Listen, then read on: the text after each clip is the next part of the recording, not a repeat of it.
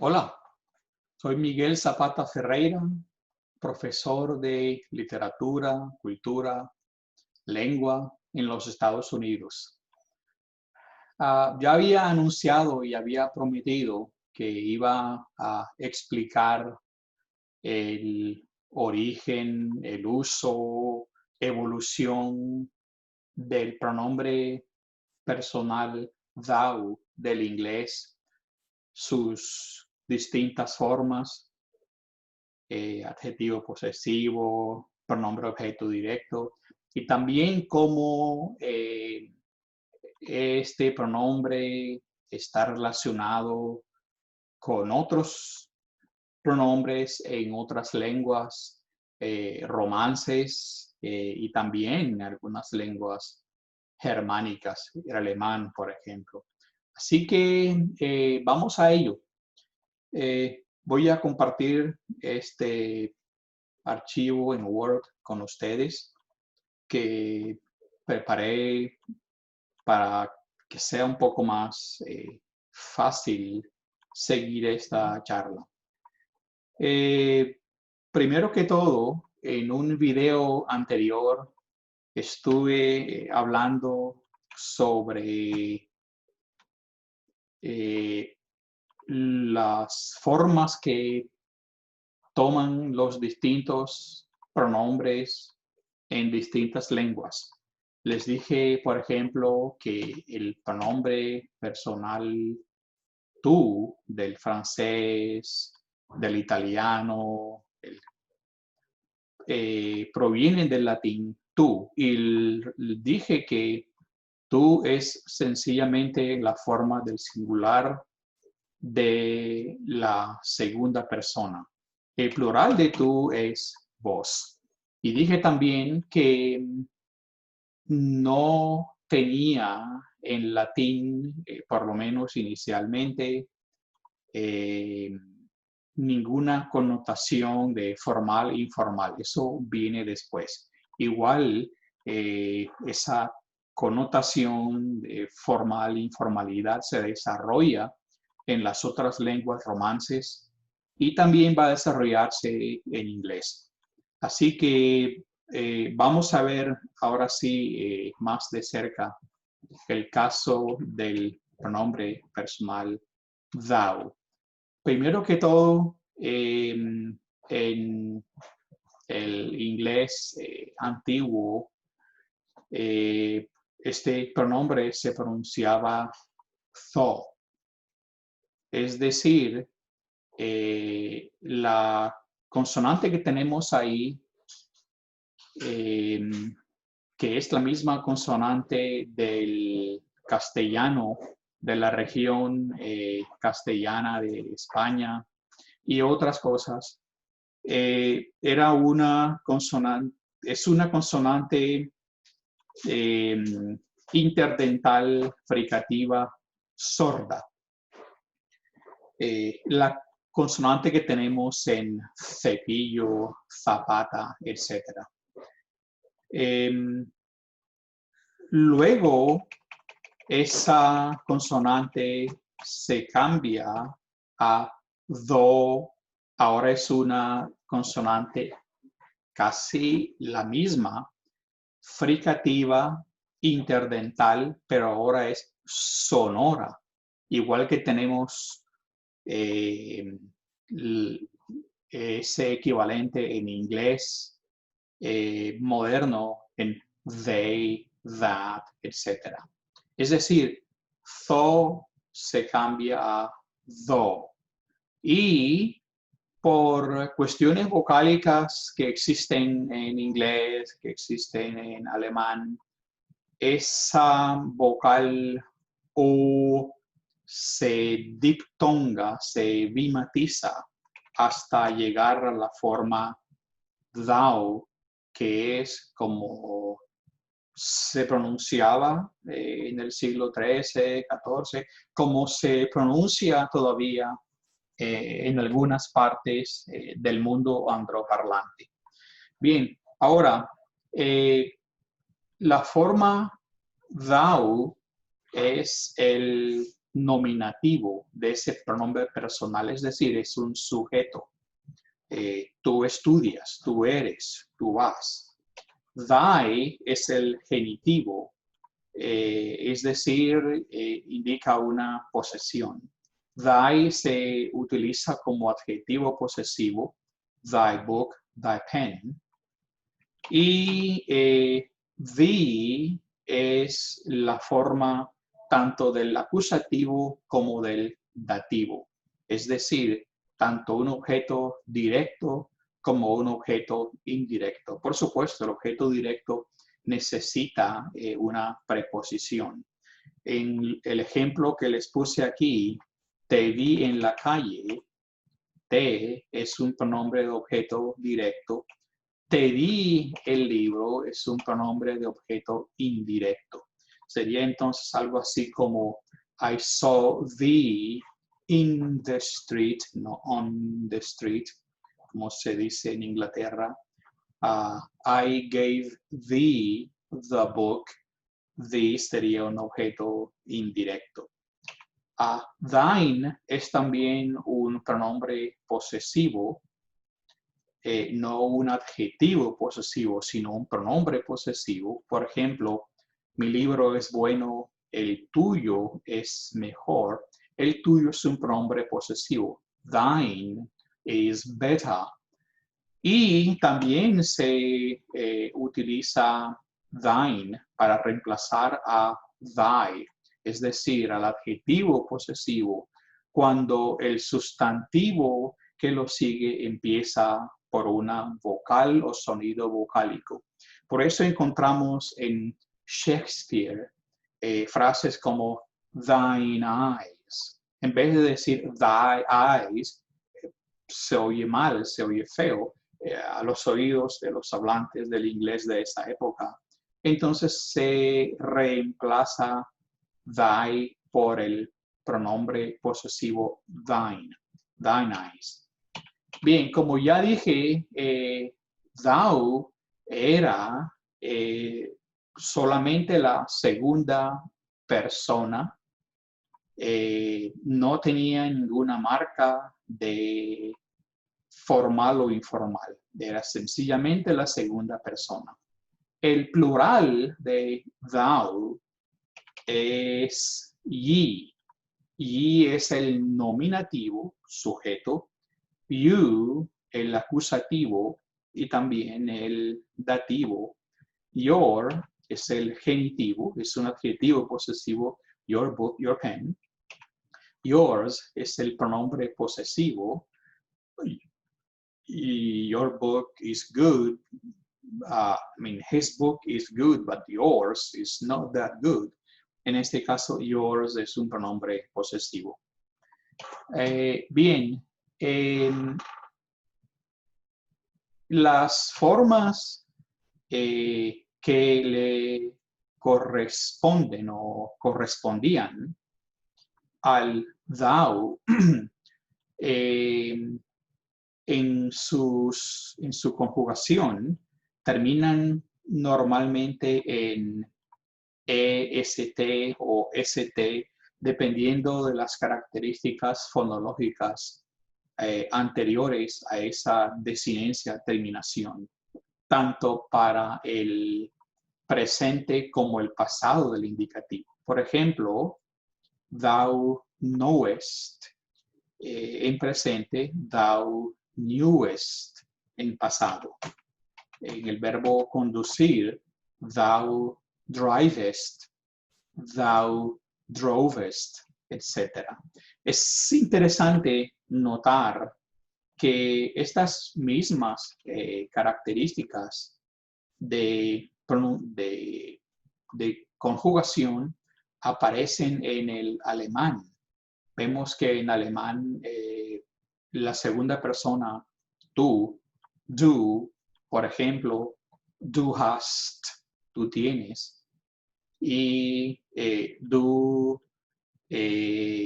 trinkst, du gehst, es decir, la marca de la conjugación de la segunda persona es en alemán moderno ST o EST, dependiendo nuevamente de las condiciones fonológicas que se colocan antes de esa desinencia.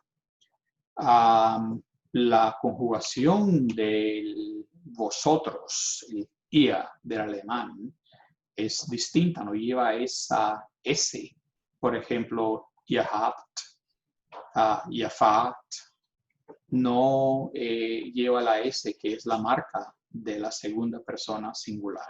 Es interesante notar que estas relaciones existen tanto en el inglés antiguo, el inglés anglosajón de esa época, y también en el alemán moderno, donde sí se han conservado. Ahora bien, ¿qué pasa con el pronombre thou en el siglo XIII? Gradualmente empieza a diferenciarse el uso de thou para tu igual, para confianza, y también en un sentido peyorativo, para decir que la persona con la que estás hablando es inferior a ti. Y empieza a utilizarse el y plural para indicar respeto, para indicar que hablas a una persona que acabas de conocer, a tu superior, etc. Esto es muy interesante y es lo que tiene que ver con la cultura, tiene que ver con la historia. Lo más probable es que esa diferenciación de la segunda persona haya sido introducida a Gran Bretaña o a Inglaterra más específicamente a partir de la invasión de los normandos que obviamente hablaban francés, donde ya en francés estaba también cambiando el pronombre personal tu para indicar para indicar informalidad y utilizando la forma plural vous para indicar formalidad, lo cual continúa en francés moderno. Vous traduce usted, singular, y también traduce plural, ustedes. Entonces, nuevamente, el caso que está sucediendo es que se empieza a utilizar en los 1300 el uso diferenciado de thou para informal y para formal. Y posiblemente esto también está relacionado con el tratamiento que se le debía dar a los monarcas, a la clase noble. Era común que la clase noble se la dirigiera en plural. Es una sola persona. Estás hablando al señor noble, al señor feudal, pero no le vas a decir tú, le vas a decir ustedes, para traducirlo de alguna manera, en plural, referirse a una sola persona. Y es así como este pronombre de segunda persona plural y empieza a significar gradualmente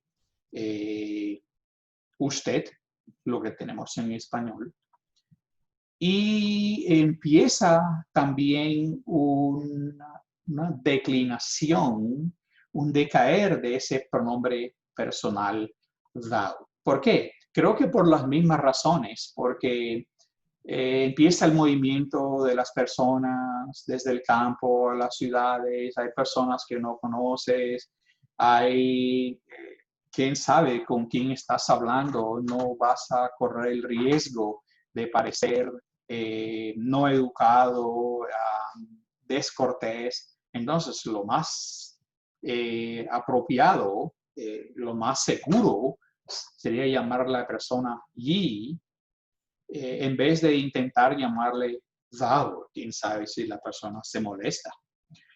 Así que hay dos fenómenos que empiezan a ocurrir: el uso del ye en singular y el entrar en desuso el thou. Así que la evolución continúa.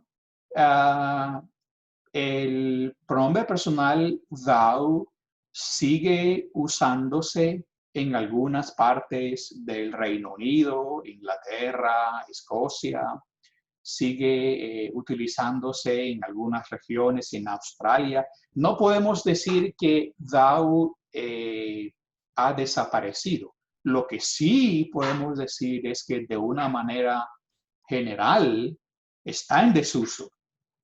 Ahora bien, es interesante el fenómeno que está ocurriendo, que ha ocurrido en algunas partes del mundo angloparlante. Por ejemplo, tenemos formas que tratan de reproducir esta diferenciación del inglés moderno, you. Nuevamente, cuando decimos you en inglés, no sabemos si estamos hablando con una sola persona o con varias. Entonces, hace falta algo, ¿verdad? Y sí, y eso se ve más obviamente en las lenguas romances, en el alemán. En inglés moderno, you es singular y es a la vez plural. Entonces, como hay una falta de algo, hay una carencia, se han popularizado en algunas regiones formas como y'all, el sur de los Estados Unidos. Es común escuchar you singular y y'all plural. Hay otra forma, es use plural, you singular.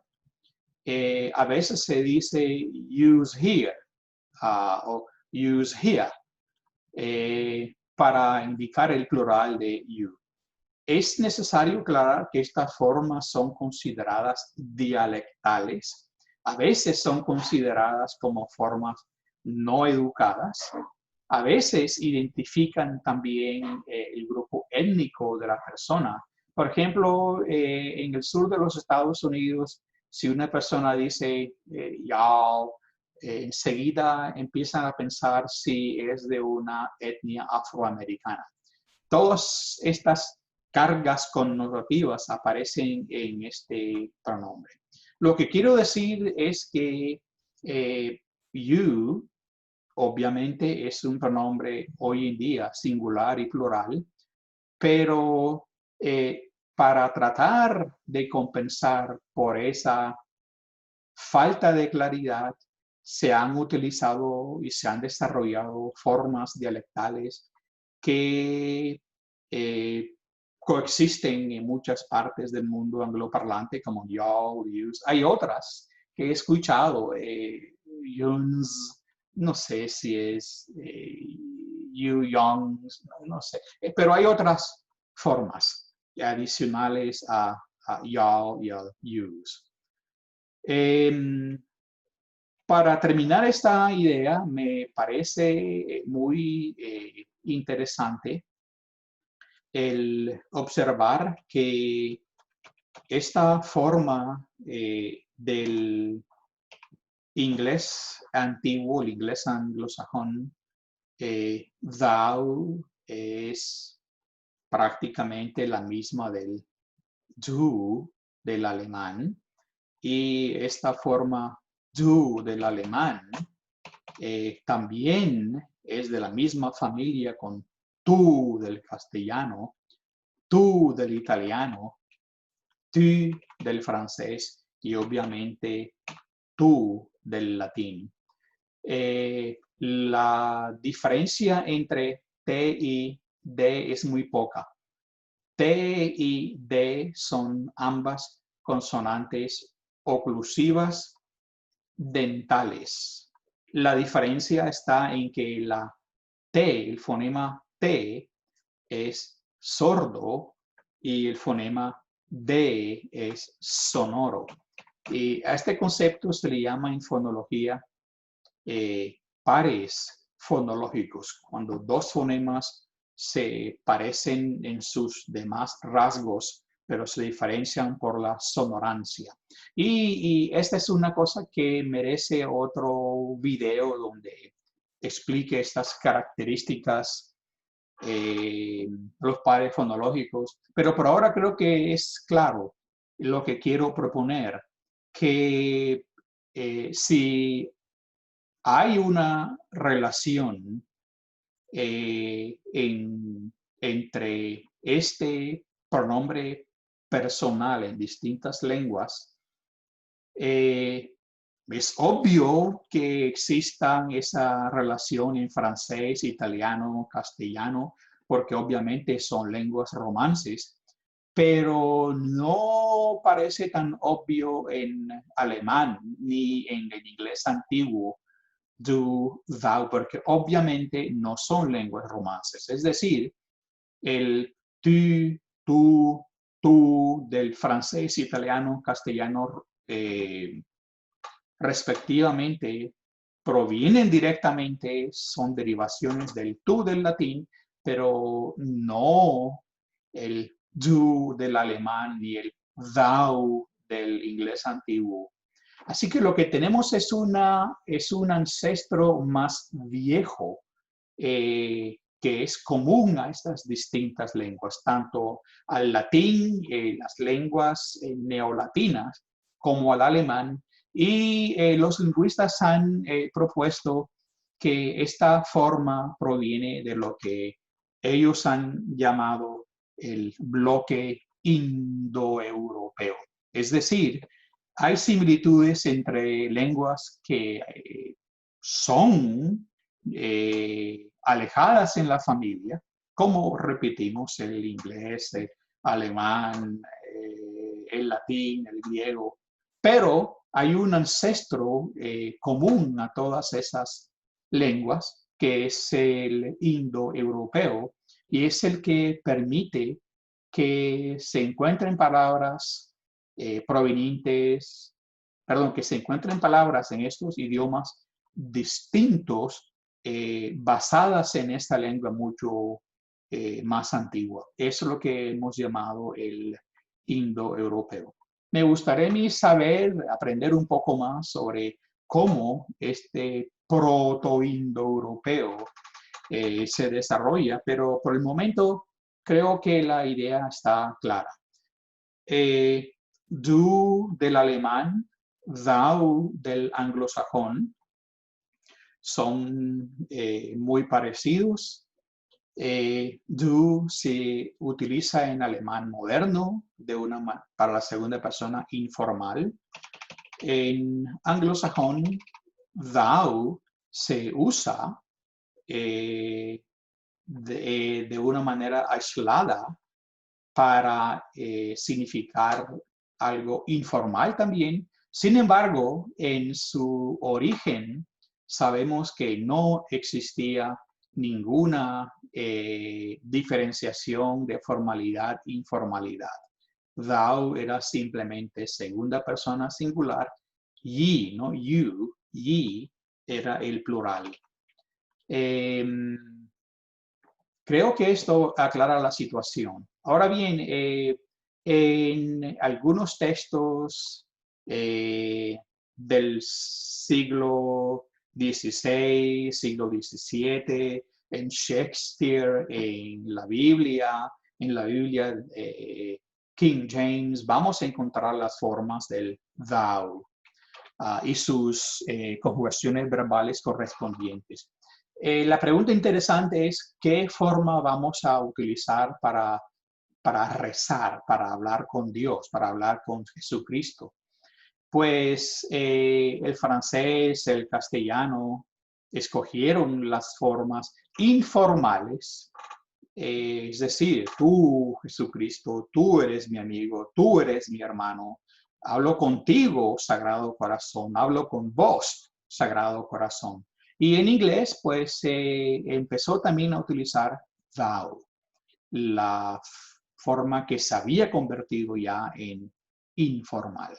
Entonces, por esa razón, muchas personas creen, muchos hablantes del inglés creen que thou es formal. No, no es cierto.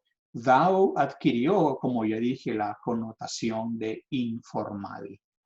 Pero es en el texto bíblico, es en la oración donde debemos observar esta situación. Si vamos a hablar con una deidad, si vamos a hablar con Jesucristo, es mejor que la llamemos con el pronombre tú, nuestro amigo, nuestro hermano, no una forma alejada, no queremos eso. Bien, creo que eso es todo lo que quería decirles. Espero que haya sido claro. Y entonces me quedan otras cosas por explicar, eso de la bimatización de las vocales, el paso de esta letra thorn que se va a convertir en la th que vamos a tener en thou y otras cosas de fonología, etcétera. Así que vamos a tratar de seguir desarrollando poco a poco estos temas. Gracias y hasta el próximo video.